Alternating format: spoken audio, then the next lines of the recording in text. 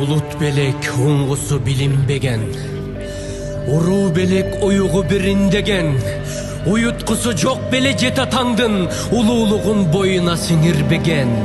Бишкектеги Кооператив атындагы көркөм сүрөт музейиндеги жылаңачтангандардын, аларды колдогон тараптардын дарегине кескин сын пикирлер айтылып жатат. Бул көрүнүш адаттан сырт жана улуттук менталитетке караманча каршы келген жагдай экенин белгилегендер басымдуу.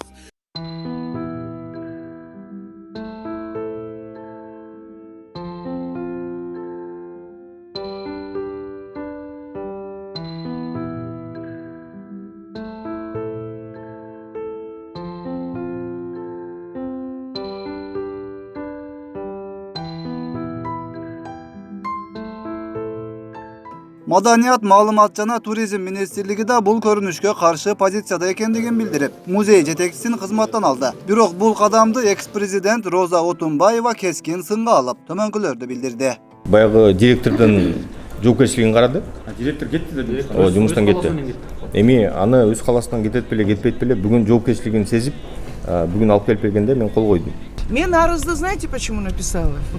Өз эркиңиз менен жаздыңызбы? Вот давайте я откровенно скажу. Я не хотела уходить из музея. Я не хотела. Мажбурлады. Ну, когда ситуация стала так накаляться, я подумала, что, может быть, этот уход, он успокоит вот этих людей, оппозиционеров. Эгерде азыр сиздер эстеп көрсөңүздөр, искусствонун тарыхын адамдар төрөлгөндөн баштап жана ташта аскада тарткандан баштап ошондо эле такай эле дене көрсөтүлгөн кийим жок. Кайсы доорду албасаңыздар такай болгон, биздин музейде деле илгери болгон. Социалдык тармактарда салттуу адеп акылактык жана баалуулуктардын коргоочулары дуулдашты. Жаш министр териштирип, жыйынтык чыгаруунун ордуна тайсалдап көркөм сүрөт музейинин директору Мира Жаңгарачеваны кызматтан алды. Мырзалар токтогула. Балким силерде административдик күч бардыр, бирок коомдун жана аялдардын тилектештиги деген пикир да бар. Көргөзмө аялдардын маселесине, аларга карата зомбулукка арналган. Өкмөт, Маданият министрлиги аялдардын көйгөйүн чечүүдө эмне иш аткарды? Бул ортодо Атажур саясий мекенчил партиясынын лидери Камчыбек Ташиев да болуп өткөн көрүнүштөргө байланыштуу өз пикирин мындайча билдирет. Ошол олордун көрсөткөн аялдарды жылаңачтап алып чыгып, болгону дагы мамлекеттик чоң музейге алып чыгып, мамлекеттик деңгээлде көрсөтүп, жана аны баардык жакка жарыялап, жана ошол эле мезгилде ошол болуп аткан bir öte жаман мындай шылдың маселени көптөгөн мамлекеттик ишмерлер, чоң кызматта иштеп жүргөн адамдар, мамлекеттик аты таанылган, башы көрүнгөн инсан, айрыкча аял инсандарыбызга колдоп баргандыгы бул өтө Кыргызстан мамлекетинин мусулмандар мамлекет арасында бүткүл дүйнөдө эле ушундай чоң аброюн түшүрдү. Бул мамлекеттик деңгээлде өтө чоң шылдың иш болду. Муну кээ бирлер ойлоп калышы мүмкүн, бир көргөзмө эле эмне көп ушунчалык дүрбөлөң кылды деп. Эки аял жылаңач чыкса эле эмне болот экен деп. Ушунусу бизге чоң сокку болду. Биз ар бир мусулман калк, Кыргызстанда жашаган атуулдар ошого каршы чыгышыбыз керек. Себеби дегенде биздин каада салтыбыз, кыргыздын каада салты, кыргыздын тарыхы, кыргыздын келечеги мындай терс көрүнүштөргө эч качан байланбаш керек.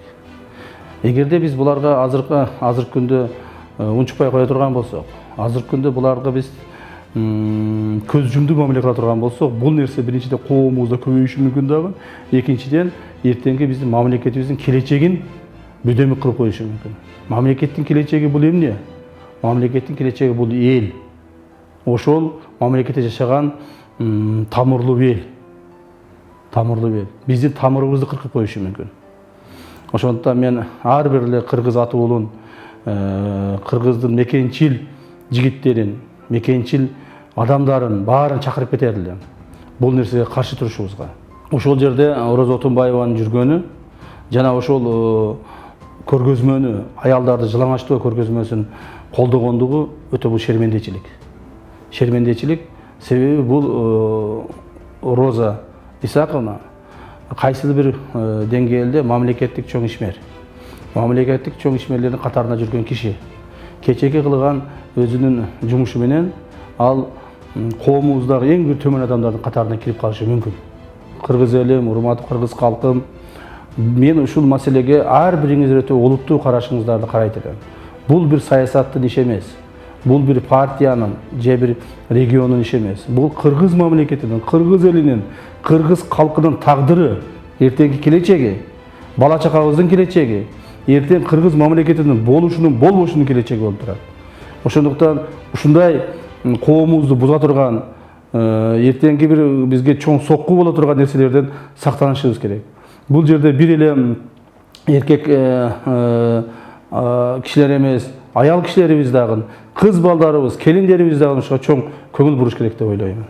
Ушул маселенин тегерегинде баарыбыз чогулуп, бир күч болуп, каршы турушуңуздарды жана коомубузду сактап калышка баарыңыздарды чакырар элем. Садага чаап салтыңды кечкен болбойт, келечектин кендирин кескен болбойт.